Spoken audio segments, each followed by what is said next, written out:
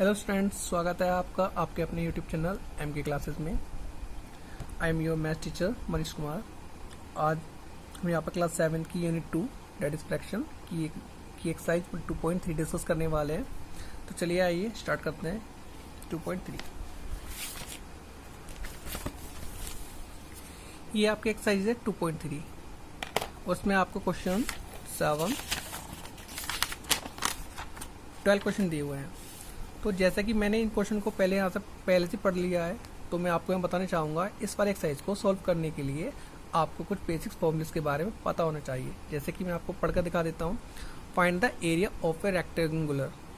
आपको रेक्टेंगुलर का एरिया का फॉर्मूला मालूम होना चाहिए। Find the area and perimeter of A square of side this. आपको स्क्वायर का एरिया और पेरीमीटर का फॉर्मूला मालूम होना चाहिए। और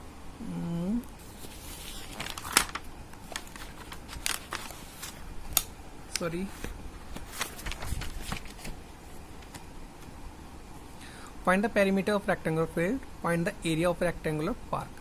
तो सबसे पहले हम इन्हीं के बारे में डिस्कस करेंगे कि रेक्टेंगुलर और ये जो स्क्वायर है ये क्या होते हैं। चलिए आइए स्टार्ट करते हैं। पहले हम इन्हीं के बारे में डिस्कस कर लेते हैं। तो मैं यहाँ पर कुछ फिगर ड्रॉ कर रहा हूँ।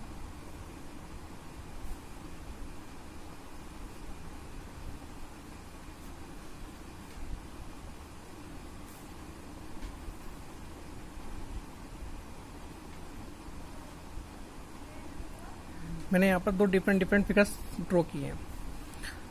तो अब यहाँ पर कि रेक्टेंगल की प्रॉपर्टी क्या होती है कि ऐसी कोई भी शेप जिसकी दो डायमेंशन होती हैं।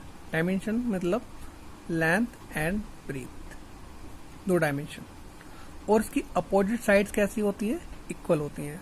अगर हमारे पास ऐसा कोई भी ऑब्जेक्ट है जिसकी कितनी डायमेंशन हो? 2 डायमेंशन हो और उसकी अपोजिट साइड्स कैसी हो? इक्वल हो, तो ऐसे शेप्स को हम बोलते हैं रेक्टेंगल।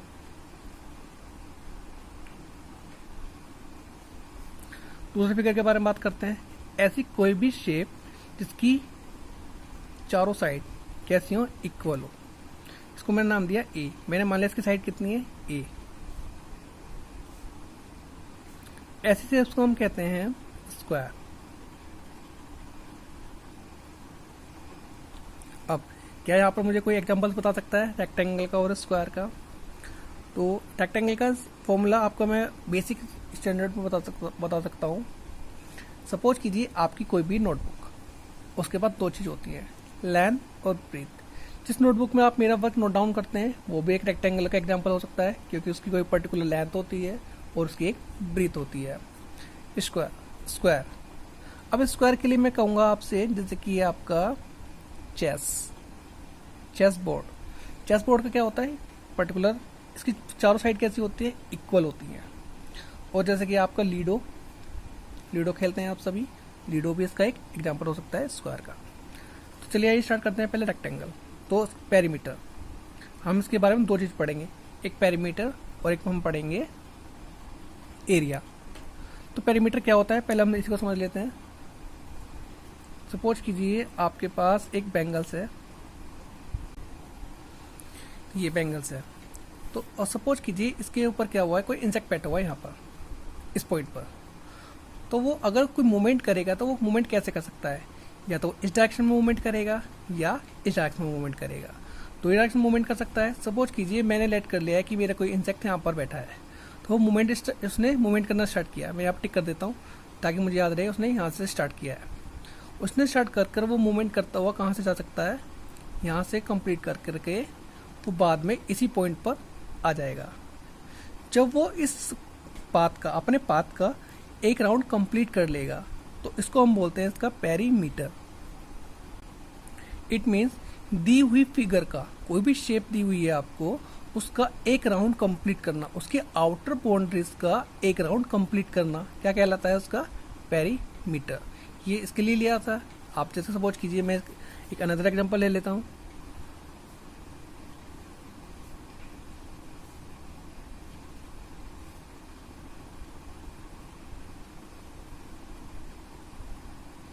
मैंने यहाँ पर एक फ्रेम बना लिया है। यहाँ पर इसका बीच वाला पोर्शन नहीं है, ये मेरा शेडेड पोर्शन है। इसको आप नेगलेक्ट मानकर चलेंगे कि ये पोर्शन ब्लैंक है, यहाँ पर ये स्पेस नहीं है, केवल ये है फ्रेम आपका।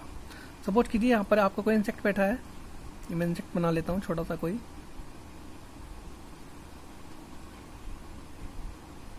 अब ये मूवमेंट करना स्टार्ट करेगा, यहाँ से यहाँ जाएगा, यहाँ से इस साइड आएगा, तो यहाँ से इस साइड आएगा और लास्ट में अपने प्लेस पर वापस आ जाएगा। इट मीन जहाँ से उसने स्टार्ट किया था वो वापस घूम फिर कर उस शेप के चारों तरफ ग्राउंड लगाकर उसी पॉइंट पर आ गया, तो उसका क्या कहलाएगा, इसका पेरीमीटर। यही आपका पेरीमीटर होता है। तो चलिए अब आप अच्छे से समझ चुके हैं कि पेरीमीटर क्या होता है।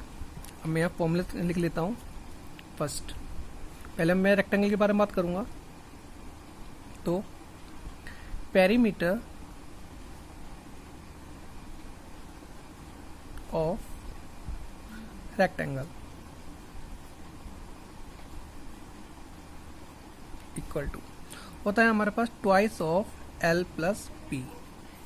इसकी यूनिट होती है यूनिट क्या है, यूनिट जैसे कि आपके पास लेंथ इसकी मीटर में दी हुई है या सेंटीमीटर में दी हुई है, वो इसको ही हम यूनिट बोलते हैं। Second one, area of rectangle.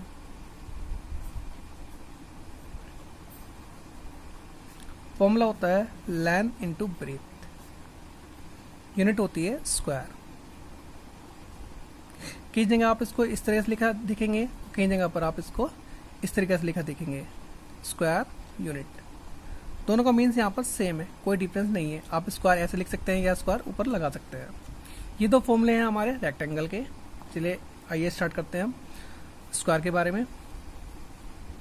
First, perimeter of square, perimeter of square. Formula होता है इसका 4 इंटू साइड। मैंने इसको साइड को कंसीडर किया है ए, तो उसका फॉर्मूला हो गया आपका 4a unit. Second one, area of square. Formula होता है हमारे पास साइड इंटू साइड। मैंने इसका साइड कंसिडर कितना किया है, A into A, that is A square unit square. ये हमारे हो गए इसके बेसिक फॉर्मूलेस। आई होप आपको फॉर्मूला क्लियर हुआ होगा। जब तक आपको ये क्लियर नहीं होंगे आप एक्सरसाइज नहीं कर पाएंगे। चलिए आइए अब एक्सरसाइज की ओर चलते हैं। Exercise 2.3 question number 1, find the area of rectangular playground. एक प्लेग्राउंड है जो किस शेप में है, रेक्टेंगुलर शेप में है। Of length this meter and breadth this meter, जिसकी लेंथ इतनी मीटर है और ब्रीथ कितनी है, इतनी मीटर है। हमें उसका क्या फाइंड आउट करना है, एरिया। चलिए आइए स्टार्ट करते हैं क्वेश्चन नंबर 1। मुझे क्या क्या गिवन है इसमें, पहले मैं लिख लेता हूँ। मेरे पास लेंथ है मेरे पास 25 होल 3/5 मीटर। ब्रेथ है मेरे पास 9 होल 1/4 मीटर। मुझे क्या फाइंड आउट करना है, मुझे फाइंड आउट करना है एरिया। सबसे पहले मैं क्या करूंगा, जो मेरे पास इसको मिक्स फ्रैक्शन में दिया हुआ है, सबसे पहले मैं इसको इम्प्रॉपर फ्रैक्शन में चेंज करूंगा। 25 5 125 और 3 128/5 मीटर। 9 4 36 और 1 37/4 मीटर। अब हम जानते हैं क्या कि रेक्टेंगुलर का एरिया का फॉर्मूला क्या होता है। हम यहाँ पर लिखेंगे एरिया ऑफ रेक्टेंगुलर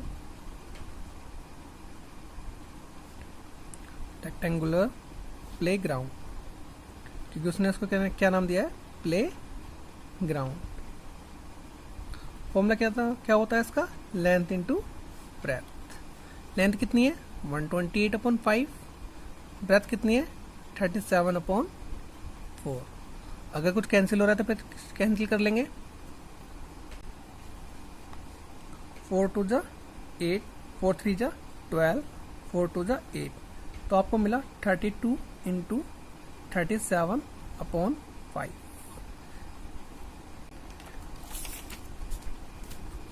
जब आप इनकी प्रोडक्ट करेंगे आपको मिलेगा 1184/5। अब आपको क्या करना है, इसको मिड फ्रैक्शन में आंसर देना है। तो आप इसको क्या करेंगे, डिवाइड करेंगे। आपको ये रफ वर्क करना है, आपको फेयर कॉपी में नहीं करना है, मैं आपको साइड में करके दिखा रहा हूँ केवल समझाने के लिए। 1184, 5 2 जा 10, रिमेनिंग कितना बचा 1। नेक्स्ट नंबर नोट डाउन कर लेंगे, 18 हो गया। 5 3 जा 15, रिमाइंडर कितना बचा 3, क्या नोट डाउन कर लेंगे 4। 5 6 जा 30, रिमाइंडर कितना बचा 4। अब हम टेबल आगे नहीं पढ़ सकते, तो हमने कितना टाइम टेबल्स पढ़ा 236 होल, रिमाइंडर कितना बचा हमारे पास 4, और हमने डिवाइड कैसे किया था 5, और हमारा क्या है एरिया है, तो आंसर किसमें आएगा मीटर स्क्वायर। ये हमारा आंसर हो जाएगा। क्वेश्चन